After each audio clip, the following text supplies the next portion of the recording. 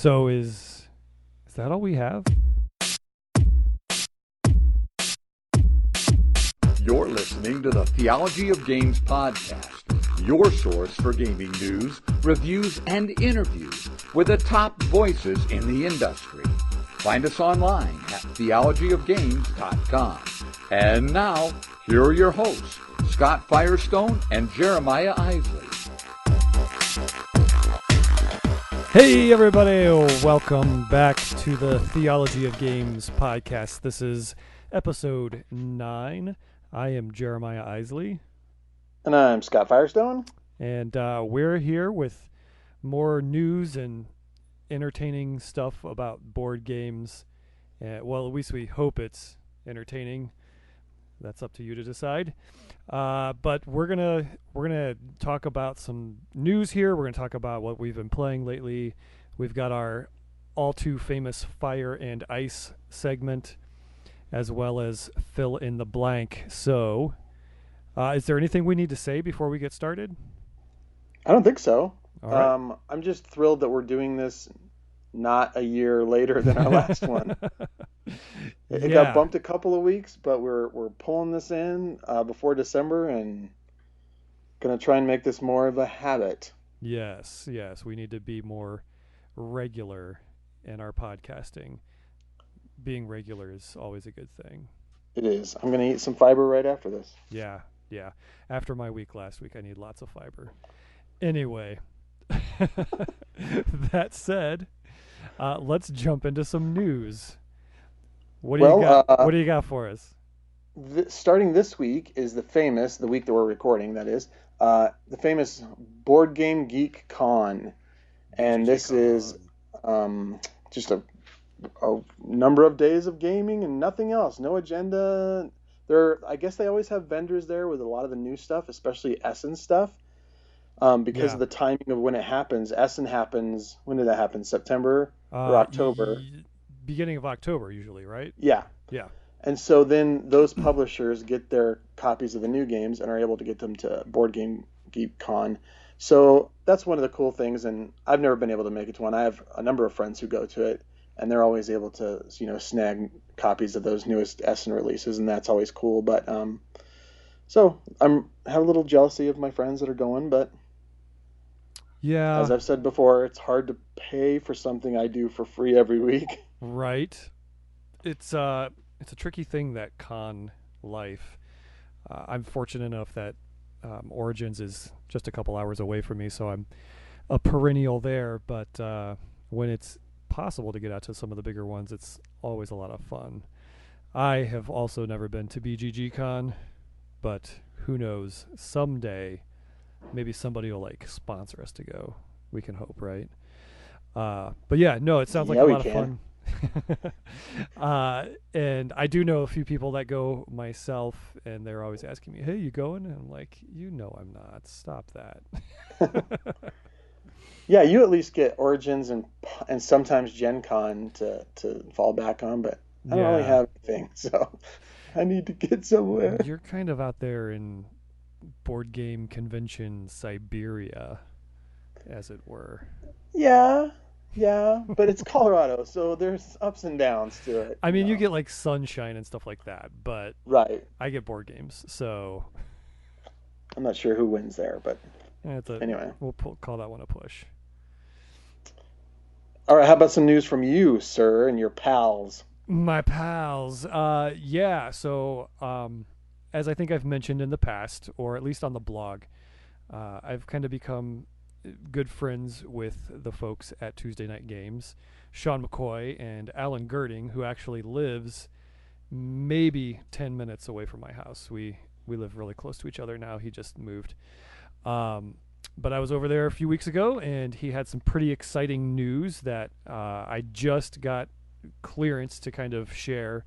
And I think they posted a few things online about it too. So the cat's kind of out of the bag. They have been approached by Hasbro to possibly design a few games for their party line, which rumor has it is suffering right now. It's not doing so well.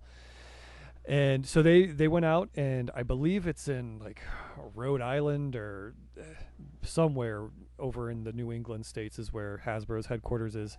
So they were just out there recently over the weekend, I believe, and they've got some interest in a couple of their games that Alan's been developing. Nothing that I don't think anybody knows anything about. Like one of them's called Dinner of Doom, and a couple other things. But so that's pretty exciting news for them. And there's rumors and murmurs about possible licensing games. So, Hasbro holds licenses to, Disney and Star Wars. Star Wars. Right. Yeah. So that's pretty exciting stuff, but nothing super firm right now. They're still kind of feeling their way out of how they want to go about that, because they're kind of weighing, is it smart for them to design games for a huge monster company, or are some of these games good enough that they would do really well if they published them on their own? But regardless, the possibility of being tied up with Hasbro is pretty exciting for them. So kudos to those guys for sure. Yeah, that's cool. Hasbro's party game line is suffering, huh? That's what I hear. I'm trying to think of a party game that Hasbro has. Right. So maybe that's why it's suffering. It could be non-existent. We can't sell anything that we don't have. Let's call someone. Yeah. How about those guys that did that thing about bombing and stuff? Yeah. Yeah, you could have 2 Death Stars and a boom or something like that. Right. I don't know. And that was completely off the cuff. Don't use that, guys. That was a stupid idea. Yeah. Cool. Anyway, well, then, speaking of Star Wars, I'm minding my own business. Certainly off the clock, not on the clock by any means. And I'm surfing around, and all of a sudden, boom! Fantasy Flight drops this complete shock bomb of a game called Star Wars Rebellion. I had heard nothing about it. Wasn't Armada basically the same way? Like it just kind of like materialized out of hyperspace? Yes. Yeah. Wow, that was a great way to put that. Did you like that? I mean, and a bunch of other people on the net seemed surprised by it too. So it wasn't just like, oh, I happen to not hear this news. Like everyone's like, what in the world is this? So this is a brand new big box game based on the original Star Wars trilogy. So cool. Yeah, and there aren't a lot of details. I mean, there's a like 10 pages of reading about the game that you can do, but still, even reading it, I was like, I'm not really getting a feel for this. And then I listened to the guys on the Shut Up and Sit Down podcast. Yeah, they got a hold of it, didn't they? They actually went to Fantasy Flight headquarters for the World Championships. So they were doing like Netrunner stuff and playing LCGs and stuff. And then they got a sneak peek at the brand new Fury of Dracula game and some other things. And that was one of them that they played. So he said they got to play it for a couple of hours. And it sounds really, really cool. It's totally asymmetrical. Nice. Each side has different goals they're trying to do. There are like 40 different systems. And the rebel player puts their secret base in one of these systems. And it's the job of the Empire to find that base and blow it up. Excellent. But throughout, it's not as simple as it sounds. So they're sending out probe droids, and they're landing on planets, and they can choose to subjugate planets, but that makes it easier for the rebels to get support, which makes them stronger when the Empire does find them. It sounds super, super cool. It does sound super awesome. I'm really jealous of those guys, just for the record. Yeah. And if you are interested, you should save your money because the MSRP is 100 bones on it. Oh my goodness. But it has like 150 miniatures, tons of cards. It sounds cool. And basically it's you getting to play through the first 3 movies, but things might be in a different order than Right.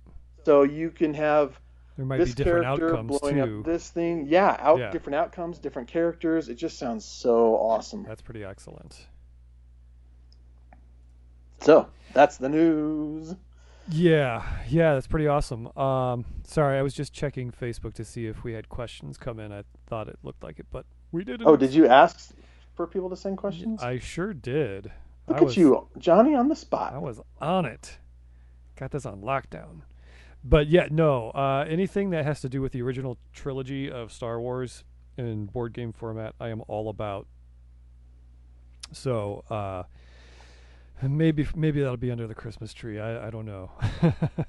Whew.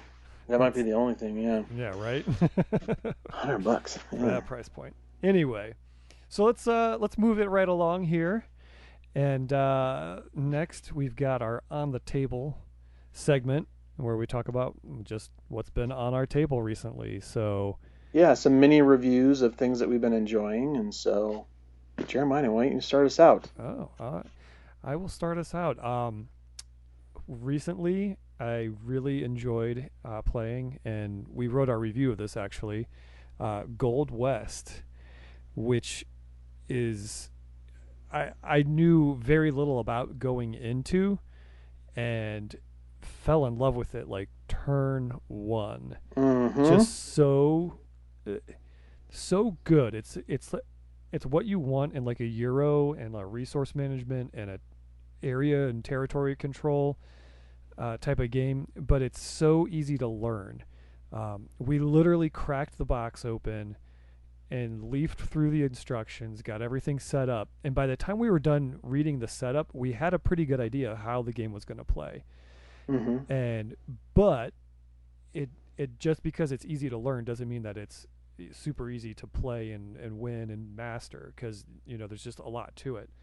But yeah, we had a great time with it, and I know you said you had a similar experience with it. We just really, really enjoyed it. Yeah, I had a few games. Tasty Minstrel sent us a few games, and so I had it in my box, and I thought, okay, we'll just grab this one. And so we opened it up, and yeah, it was the same thing. On turn one, you're just like, I'm going to love this game. Yeah. And there's nothing super innovative about it, or, it's not going to, I don't even want to say it's going to become a classic, but it's just a super solid game. It's a solid Euro, and I feel it's almost a borderline like gateway Euro, where if you didn't want to roll out Catan for somebody because they know, I play Catan, I play board games, like you could take them from Catan to Gold West and really like rock their world.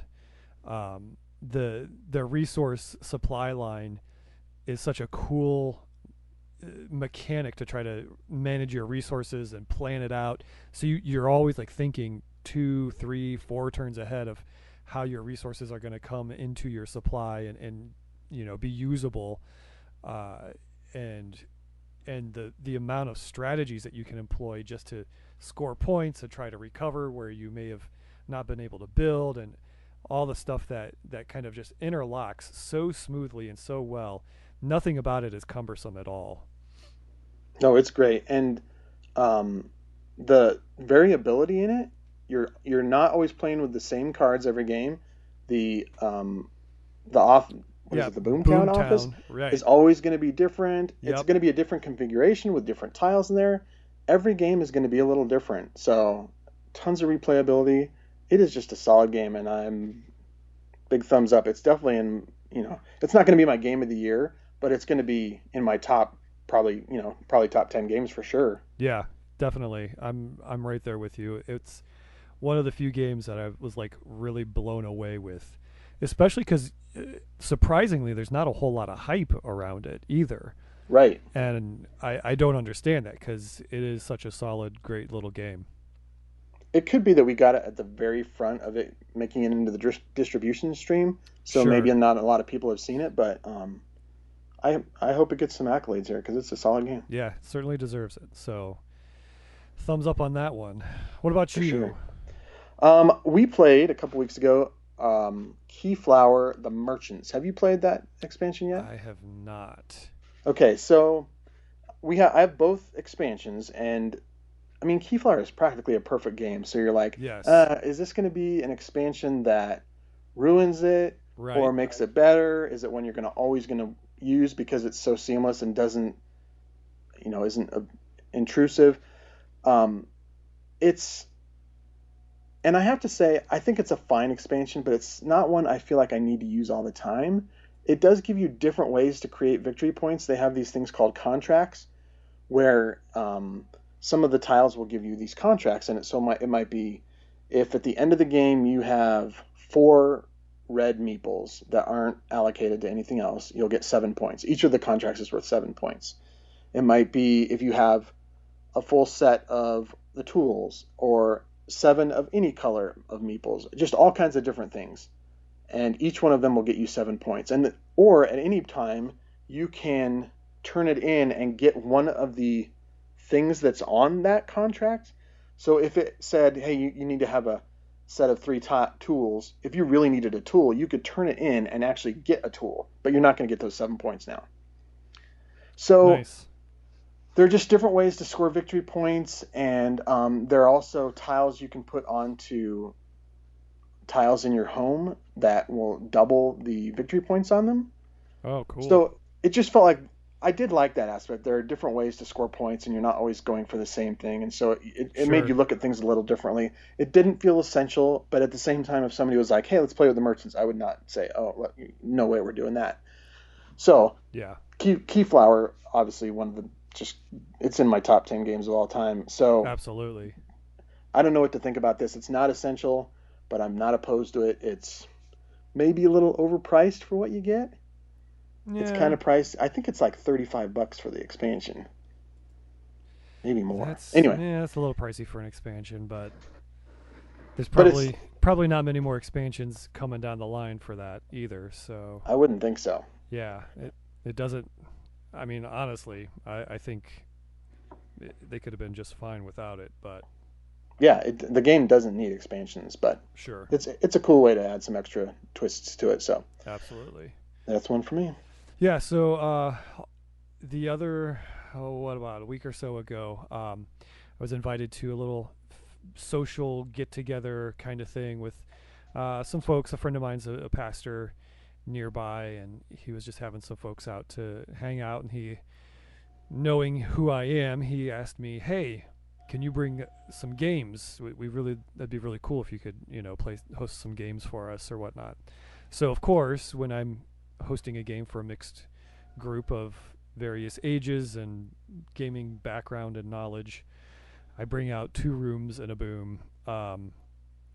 We had 17 or 18 people, anywhere from early 20s to senior citizens, and hosted it and ran the games. But I also, so the great thing about it, you don't have to host it, so I was able to play as we played. And we've talked so much about this game, but it is such a fun game, and everybody loved it. There was one lady who, she didn't want to play the second game because she was sweating so much. She was so nervous, like trying to figure out who everybody was and what everybody was trying to do.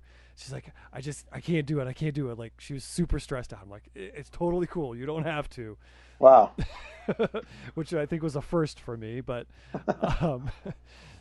we, it's so fun, and it just crosses every demographic of gamer, non-gamer, young, old. Just had a lot of fun with it. So I don't feel like I need to go into great detail about the night, but we had a good time. Yeah, I'm still waiting on my copy of 2 Rooms. Oh. This guy I know is pals with the designer and was like, hey, we'll get that for you. Yeah, so he's probably... I'm not naming any names. It's fine. I don't want to embarrass that guy. Yeah, no, that's okay. He's embarrassed enough. Yeah. So another game on my table has been Mysterium. Have you heard of this one? I heard of it. I think it released at Origins this year when I was there, and they sold out. Like, I didn't even get a chance to put my eyeballs on it. Oh, wow. Yeah. So did you ever play Dixit? Yes. Okay. So this is like deductive Dixit. Okay.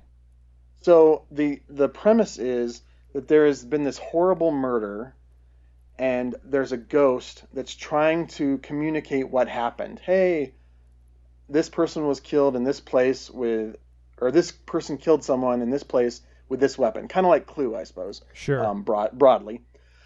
And so in the game, one person is playing the ghost who is trying to communicate with the mediums, and every other player is a medium in the game. And it's kind of hard to describe, but basically the ghost has this board in front of them where they have all these different cards, and they're basically Dixit type cards with no writing on them, kind of these abstract, weird images. And what you're trying to do is each person in the game, each medium, has a person, a place, and a thing for them. And so you're trying to communicate to them, okay, this is the person that you're the baker, or you're the hunter, or whatever.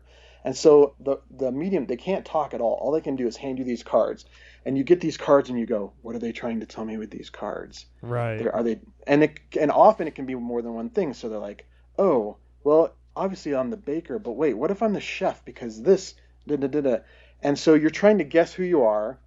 And if you guess right, then you move to the location. You start at the person, then you move to the location, then you move to the thing. Okay. And I'm not explaining it very well, but basically it is deductive Dixit, where all they can do is hand you cards and try and use that to communicate to you who you are, where you are, and what you are, or what you have, to eliminate that from being the set of people that killed, the set that killed the person. Yeah. So at the end of the game, either as a group, you figure it out, or you don't, and you all win or lose together. And it can be, and this happened in our first game, because I was the worst medium in the history of mediums. I could not understand what that person was trying to tell me. And they would give me a card, and it would send me in one direction, and then they give me another one. I go, oh, obviously it's in this direction. Nope, that was wrong too. And so we ended up losing because I didn't make it to the last round knowing everything that I was supposed to know, which is a prerequisite to being able to guess what happened. So anyway, I'm not explaining it well, as I said, but it's a fun game. I think it's kind of non-gamer friendly. It's there's nothing super complex about it. Sure. And there's a lot of just second guessing and trying to figure it out. Now, if you might be uncomfortable with the theme of mediums and people speaking to you from beyond the grave, but that was my question. Like, how did that play out? Because to me, that it doesn't the feel heebie-jeebie radar, starts lighting up at that.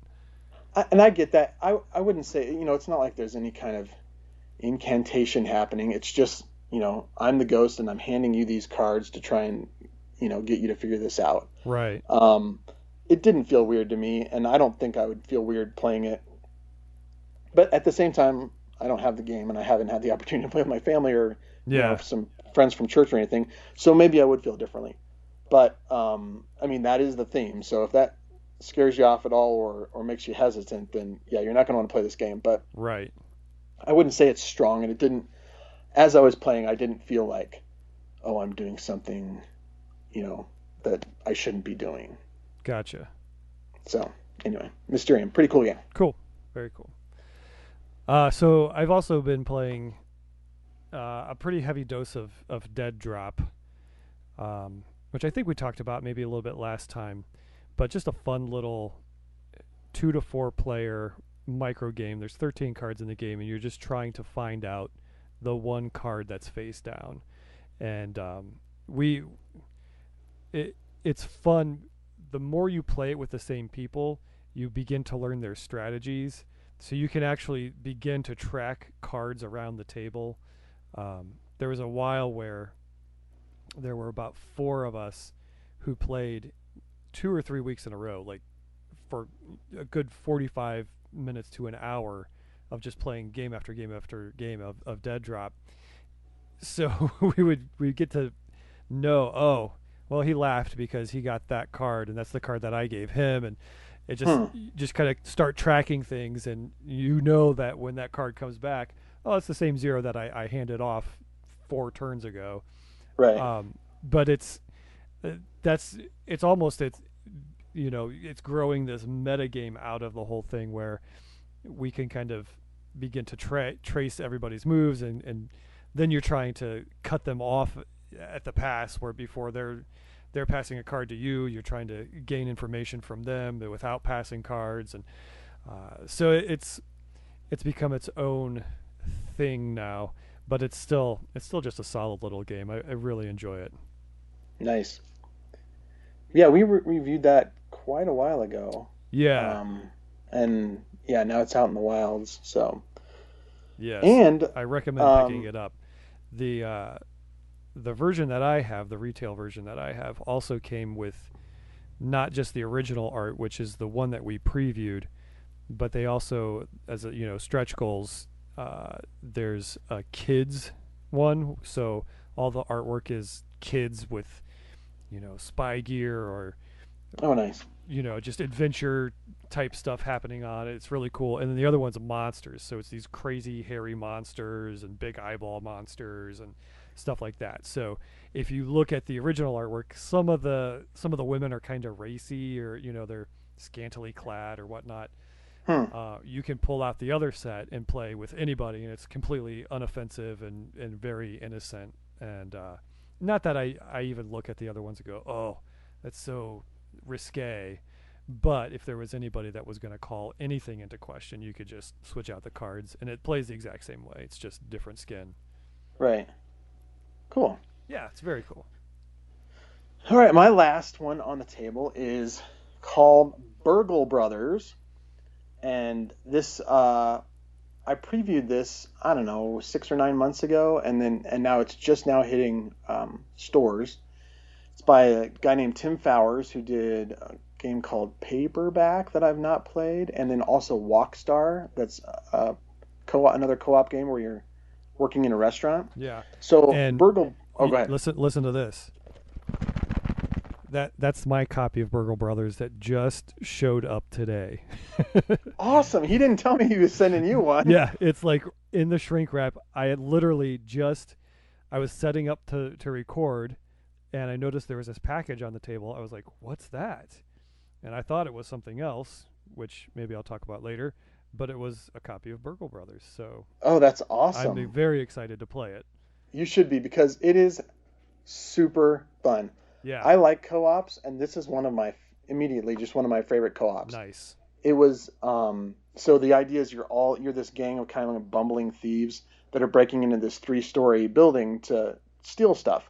And each of you have different special powers, and every room in the place is different. And there are guards that move around, and you can strategically trip alarms to send guards this way or that way.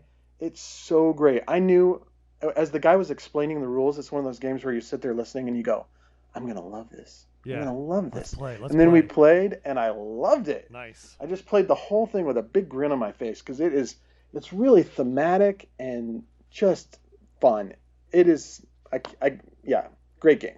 Yeah, I'm really looking forward to it. I hope to get it on the table very soon. And that's so great that you have a copy. We can do a double take. Yeah. So stay tuned to theologyofgames.com for our double take. Soon. Cool. So shall we move on? Let's move on. Let's do it. It's now time. We're moving to the fire and ice. Oh, I totally screwed that up. Let's just start over. Man, it's time for fire and ice. Yeah. This is a segment where we talk about a game that's kind of been on fire for us. It's really good. And then one that we've cooled on, whether it was right away or after playing a bunch, we've kind of cooled on it or whatever. So, fire. And ice. Yeah, okay. Oh, wait, we're not doing that anymore.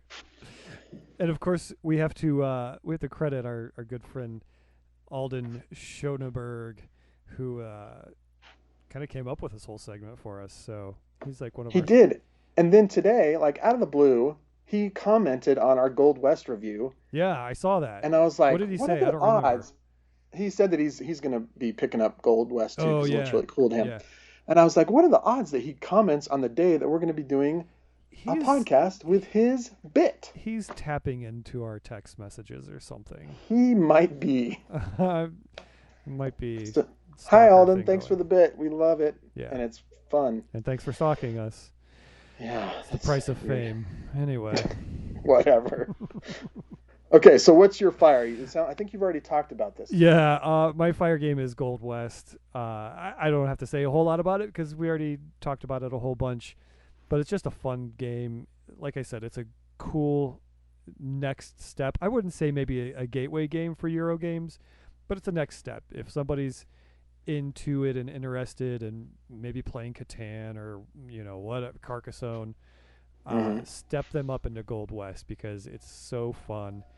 It's really easy to learn, and the way I think one of the best things about it that makes it so easy and accessible is the board. The way the board is laid out and set up, everything makes sense. So when you're moving things or when you're claiming things or whatever you're doing, you already know the effect that it's going to have on your score and on the game and everything else. So it's like just laid out right in front of you. There's no like, well, what does it do? Or the icons aren't super like hieroglyphic. It's very easy to understand and easily approached. So that's my fire game. It's fun. Nice. My fire game is Pandemic Legacy. So jealous. Well, I didn't buy it. I'll be buying it at some point, but I didn't buy it. No, there's a guy in the group that is one of those buys everything. In fact, he bought 2 copies of this game. Because so he could, why not? Well, yeah, I mean, because he does that. He's a collector, and so we are playing it, and we are 7 or 8 games into it right now, and I wrote a spoiler-free review on the site, and it talked very broadly about the game, but no spoilers.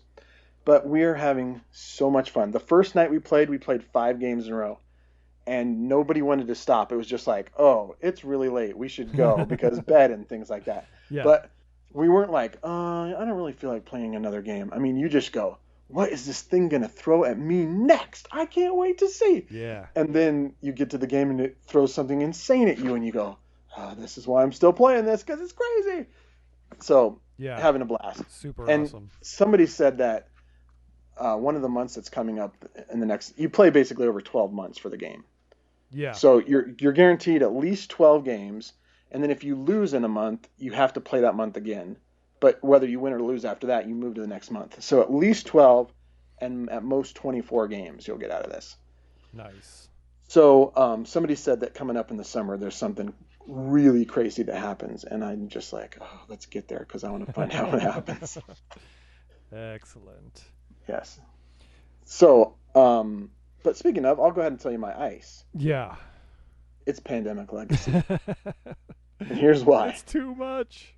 It's not too much. It's great.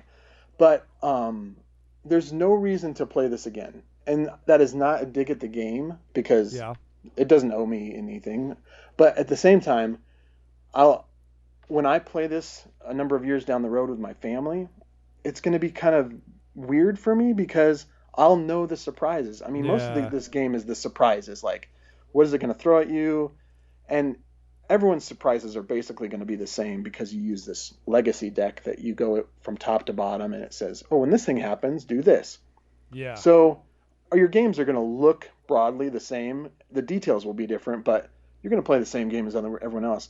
So when I play with my family in 7 years or whatever, when my kids are old enough, it's going to be kind of weird going, oh, that's going to be really important later, but I can't say that. Yeah, we need to build that up because of X, Y, Z.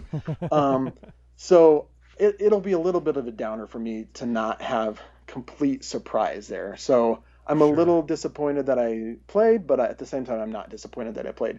So there's no reason. You got to wonder, like, is there a possibility of like a second edition or an add-on pack where those surprises and the scenarios change? Or this does say, it says Pandemic Legacy Season 1. Oh, so I'm assuming there's going to be a Season 2. Yeah. Because I think it's selling great. I mean, I know so many people that have bought multiple copies. So probably flying off the shelves. So, but like I said, that's not the game's fault. It's just like, oh, here's this awesome game that's going to be less awesome when I play it later with my family. Right. Exactly. So, how about you? Do you have an ice? I was thinking about this because I knew we were doing this segment, and I don't know that I have an ice game right now.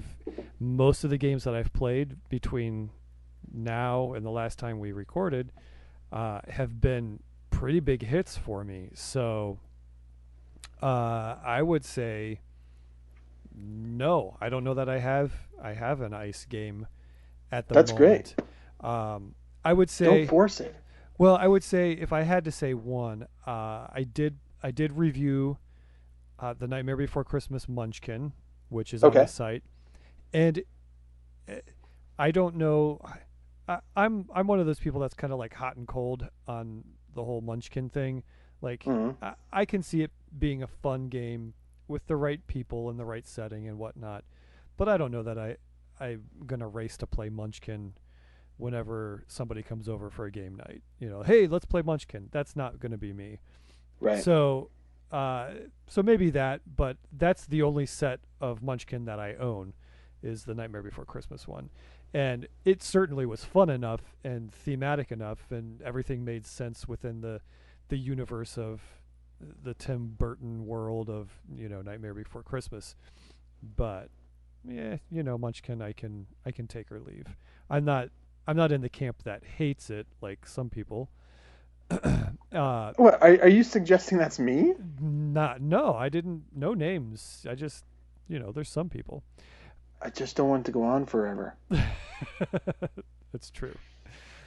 But if I had to throw one out there, I'll say that. But just because of the Munchkin thing, not necessarily because of the Nightmare Before Christmas. Gotcha. Does that make sense? Totally. Okay. So that's Fire and Ice. That's Fire and Ice. Fire. Stay tuned next time for more fire and more ice. And maybe. You might not get ice. You might not get fire next time. It might all just be a bunch of dubs. It'd have to be a pretty crummy run for there to be no fire. I'd but be you never know. Pretty depressed if that happened. Yeah. So we have some big news. Yeah. Should we talk about and this? Big news for you too, listeners. I'd say it's probably bigger news for our listeners than it is actually for us. Yeah, because we don't really get much out of it. No. But you. Well. We get the joy of being giving and generous people. Look at you, Jesus juking me on that. Good job, you. I like that. I do what I can. All right. So let's stop beating around the bush. We are having a 12 Days of Christmas giveaway. That's right. And to help you remember it, you could sing the 1, 2, 3, 4, 5, 6, 7, 8, 9, 10, 11, 12 thing from Sesame Street. Yeah. Or the Christmas song, I guess. Or Bob and Doug McKenzie's version of a Christmas even better song with a 5 golden toques. Much improved version of the song. Yes. Eh? So we should reached probably out tell them to a about number. the contest instead of being stupid.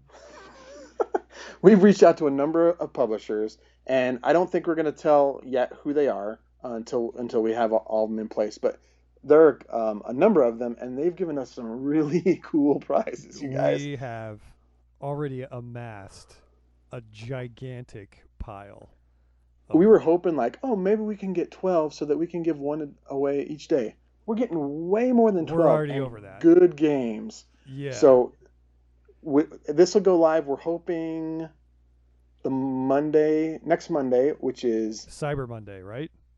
No. Whatever the Monday before Thanksgiving is. That's right? I don't know. Well, we're going to announce it. I don't know. Right? We'll figure it out. But in Just the next stay few tuned. days, we're super professional. We've got it all planned out. But we are going to have this contest, and seriously, tons of great prizes from great publishers who have stepped up and given us fun things to give away. So I've been floored at the response. yeah, people are like, "Oh yeah, have this and have that and have this," and we're like, "Really? Awesome!" So we don't get to keep any of it, but we get to give it to you guys, and we're really excited about that. So stay tuned for that. We will. So we're not going to say any of them. Okay, say one. Mistfall. Mistfall. We are giving away a copy of the Mistfall game. We reviewed it on the site. And it's a fun co-op. Super awesome. And yeah, we get to give it to one of you guys. So I'm excited. And here's another little one. Not a little one. An awesome one. The special edition Between Two Cities from Stonemaier Games. Yeah, so there's that. And that's just 2 of them. That's just 2 of them. And there's much more. Plenty more to come. So as soon It as we is- get all of them lined up, we will let you guys know, and it's going to be great. It's a bountiful cornucopia of board game prizes. Yes, a plethora, you could say. It is much better than a partridge in a pear tree. I will say that. Yes. So there you go. Stay tuned. Believe me, we'll send it out through all our social media channels and post on the blog, and you will know. Yeah, it will. And- You will not be able to miss it. Nope. We will practically litter the internet with news about this contest. Yes. Are Cool. you ready for our last segment? It's already our last segment. Yeah, it's been almost 45 minutes. All right. We're trying to keep it to an hour. We respect your time. Also, do. we are super busy people, and Yeah, we barely carve this time out. it's harder and harder. We're getting there though. We're Yeah. prioritizing. Prioritizing you, folks. That's right.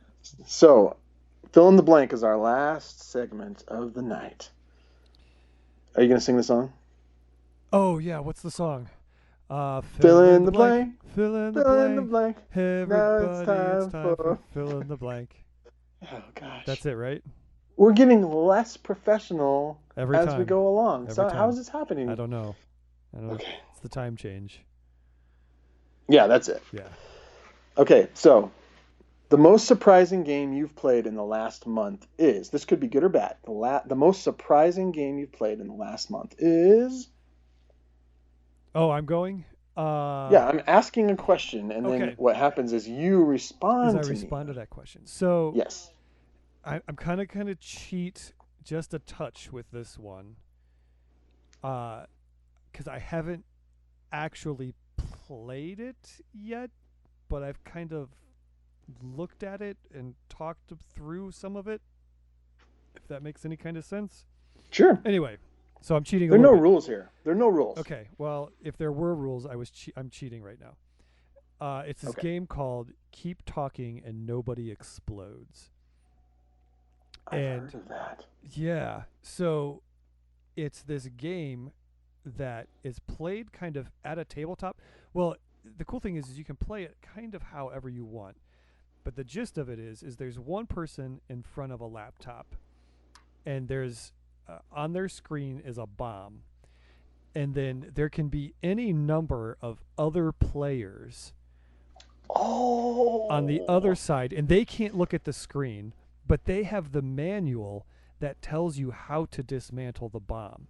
And there's all these puzzles, like if this one module has a red wire but doesn't have a blue wire, then cut the third wire down. Or if it has 6 wires and it only has a blue wire, then like all these different puzzles that you have to try to figure out, but you can't look at the bomb yourself.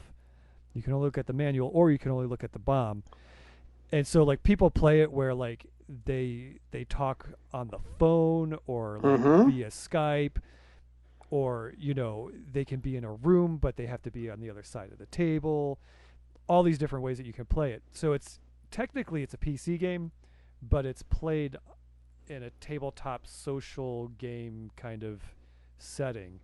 And it just like it dropped out of nowhere, and my one friend texted me, he's like, "Hey, have you played this game yet?" I was like, "No, I don't even know about it." And then I started talking to other people that play games. They're like, "We love that game. It's awesome." I'm like, "I've never heard of that game." So yeah, Keep Talking and Nobody Explodes. It's on the Steam format right now on PC, and then you like download and print out the manual, or you can like look it up on a device or whatever too. So that was a really long answer, but no, the reason that sounded familiar is because just this last week I was talking to a friend at game night, and he asked me if I'd play this game, and I couldn't remember when you said it until you described it, and he said they played it for like hours and hours the first night. One guy, he immediately went out and paid full retail for it because he liked it so much. And it's not expensive. It's only like $10 or $15. So but this guy doesn't do that. Like he does not do that. Nice. So I want to say he said like, oh, he played for 5 minutes and then immediately went and bought it. Nice. So yeah, it's getting tons of buzz, and I would love to try it. I don't know how I'm going to do that because I'm mostly a console gamer, but yeah, I can maybe figure something out. It reminds me of Space Team, which is a game that you can easily cross borders with board gamers and Right. Yeah, I've played a ton of Space Team. Love that game. oh And yeah. it does kind of have that same kind of feel where it's like everybody's shouting at everybody and trying to communicate, and it's frantic, and bombs are going to go off and all that stuff. So Yeah. I Cool. I hope they eventually cross over into making a tablet version or iOS or whatever, because I think it would play really well that way too. Yeah, that seems like a no-brainer. Yeah, totally. Hmm. Maybe it's in the works. I don't know. I have no inside track on that one at all. Okay. Anyway, so the most surprising game you've played in the last month is... Well, I'm afraid I'm going to be beating a dead horse here, but it's probably Gone West. You mean Gold West? Gold West, yeah, not Gone West. Gold West. Yeah, it's one of those. I'm really afraid that we're talking about it so much that you're going to play it and go, well, that was good, but not that great. It's a solid game. I keep saying that. It's a solid game. Yeah. You can't go wrong with expect it. anything. That's why it was surprising to me. I played it yeah. and I thought, oh, I really like the visuals of this and it looks cool. And then the gameplay matched it, and I was like, well, that kid just came out of nowhere. Like you said, nobody's talking about this. Yeah, we hadn't heard about it. Yeah, it just kind of snuck right onto the market. Yep. But I'm hoping this podcast and our review and whatnot kind of spur it into a little more of a popularity, because you can't go wrong with it. Yeah. And we're not even being paid by Tasty Minstrel to say all these things. I mean, it'd be nice if we were, but we're not. So pay us, Michael. Pay us. All right. Next question. The game I can't get my group to play is Struggle of Empires. Struggle of Empires.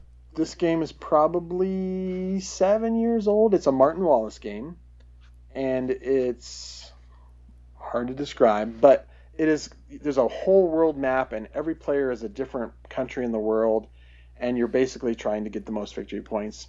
But it has this really cool mechanism where you're paying to be allied with people. Yeah. So you can, if there's somebody that's your number one competition, you can pay to get them on your team, and then they cannot attack you in the next round. That is super cool. It's way cool. And I was playing one game with this guy, and he felt like I was his main competition, and I didn't really feel like he was my main competition, but that was fine. And he was paying to get me on the same team, and it worked out perfectly because he was the one manipulating all of this. And I was like, oh, I didn't even have to pay to get that guy on my team, and now he can't attack me. So cool. But nobody in my game group likes it. And I love this game, and nobody wants to play with me. I don't understand. It's Some so people. sad. Yeah, so mine is the expansion for viticulture. And in some cases, viticulture itself. There are viticulture has been in my game bag.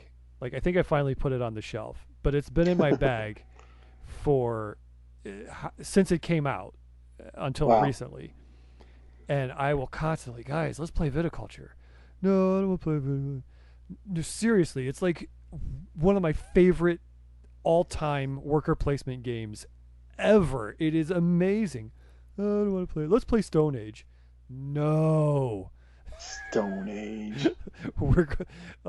It's so frustrating. So wait, yeah. They make you play another worker placement game? Yes. That's like a slap in the face. I'm like, guys, you like worker placement games. You will love viticulture. I don't want to play it. Okay, fine. So I have to find other people to play viticulture with. You need new friends. I do. So that's the one for me. All right, next question. This is a two-parter. Okay. And they both deal with Reiner Knizia.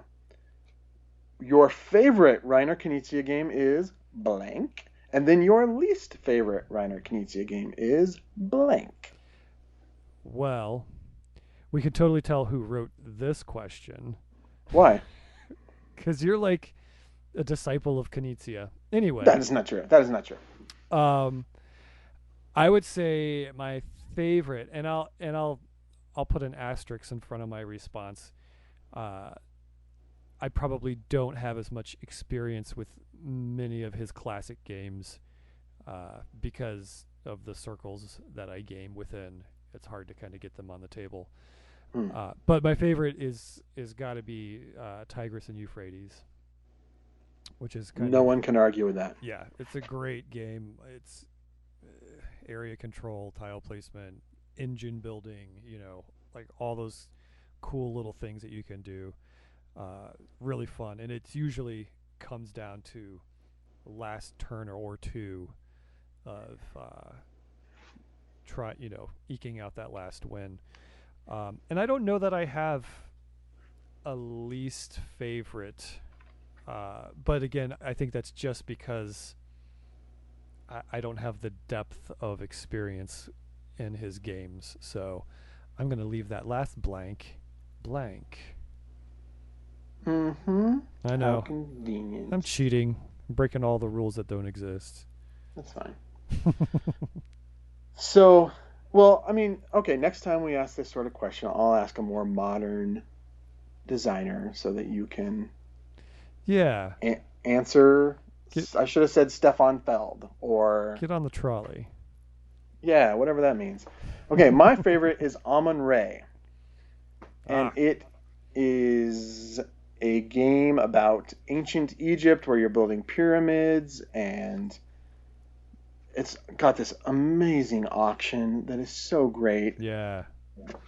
Where you put a tile down, and then if somebody overbids you, you can't overbid on the same place. You have to go somewhere else. So you're playing this game where you go, okay, I'm going to go over here and hope that somebody overbids me so I can actually go back over here to where I really want. But sometimes it backfires and nobody overbids you. But anyway, it's a really, I just love that game. I could play it over and over and over. And it's been out of print, but this company called Super Meeple is bringing it back into print. Oh, cool. And so it'll be readily available again, and I highly recommend it. Amun-Re. Excellent. My least favorite, this is hard because I've played a bunch of like little stinker ones that I didn't think were great, but I can't think of any off the top of my head. I've played a bunch of his games, and some of them were just totally mediocre, but one that I remember was kind of a bigger box one that I didn't like was called Africa. And most people haven't heard of it because it's been out of print for a while. But I can't say that I have. Yeah, it's from, what year is it from? 2001. Okay. So it's really old. That was before I was even gaming, but I managed to get a game in one time, and I remember thinking, man, this is that's not very interesting at all. It's basically an abstract game on the continent of Africa, and you're flipping things over, and I just didn't. There was nothing in it that grabbed me. Yeah. But it won Best Family Game from Games Magazine in 2002. I don't know how that is, but did it really? Maybe there weren't a lot of other options at the time, but yeah, that's my least favorite. There it is. So is that all we have? That's podcast 9 in the can. In the can. I will mention very soon I will be a guest on the Tuesday Night Games podcast. Ooh. Yes, you know. You are one heck of a name dropper there, I Jeremiah. just gotta get that out there. Just to let you know, though, they do bear the explicit tag, so there will be 100% less of that. Well, maybe 100% less of that when I join that crew for an evening. But they, if you want to listen to a podcast that features a up and coming designer, and check them out. They're very regular. They're broadcasting or podcasting weekly. Can you believe that? How is that? I don't understand how they do it. And there are 3 different people in 3 different states, locales, whatever. I don't know how they managed to pull that off, but they do it somehow. So, yeah. Are they all single people? I know one of them is. And the other doesn't have kids, so okay, yeah, there's that. all of those things increase the likelihood of being able to do a weekly podcast. Absolutely. But yeah, I will be joining them at some point soon here. We're just working on that date. So yeah, should be fun talking about games and stuff. Nice. Well, thanks for joining us, everyone. Like I said, we're going to try and make this more regular. We had one just a couple of months. September, was that our last one? Late September. Yeah, so late September. We missed October, but here we are in November. We're on it. We hope to be back for Christmas before, all that hits, but hopefully. We'll try. But please check us out online. Hit us up at theologyofgames.com. Check out all our reviews and our interviews and all that fun stuff. There's lots more coming. I have a stack, a veritable pile, if you will, of games that are waiting to be reviewed, as I'm sure you do as well. So yes, we are going to try to crank out as many of those as we can before Christmas hits, the holidays. So as we recommend games for your Christmas list, you can kind of get an even better idea of what you're looking at. So we hope to have more and more of those hitting you very, very soon. And as this goes live, we should be in the midst of our holiday gift guide. We are going to start that, and so we will break it down into categories and kind of give you some great ideas to get people, the non-gamer on your list, families, gamers, games, things like that. So look for that on the blog and hit us up. Give you some good ideas there. Hit us up on the website. There should be an entire tab devoted to the gift lists too. So check that out. Ooh, I almost burped right into the microphone. That was bad. Anyway, check us out at theologyofgames.com. And we're on the Twitter, we're on the Instagrams, we're on the Facebooks, and even Pinterest, ladies and gentlemen. You can find us there. That was totally your idea. Well, I just said, hey, let's try all the avenues. And you know what? Once every couple of weeks, somebody subscribes to us on Pinterest. There it is. So we're up to like 4.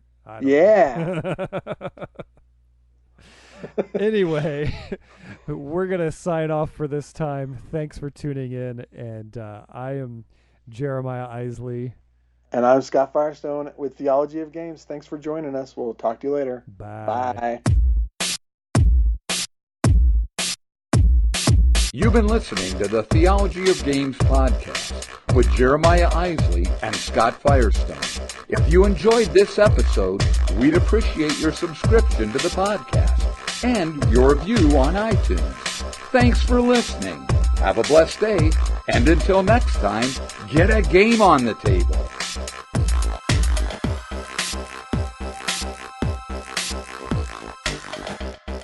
Almost exactly 60 minutes.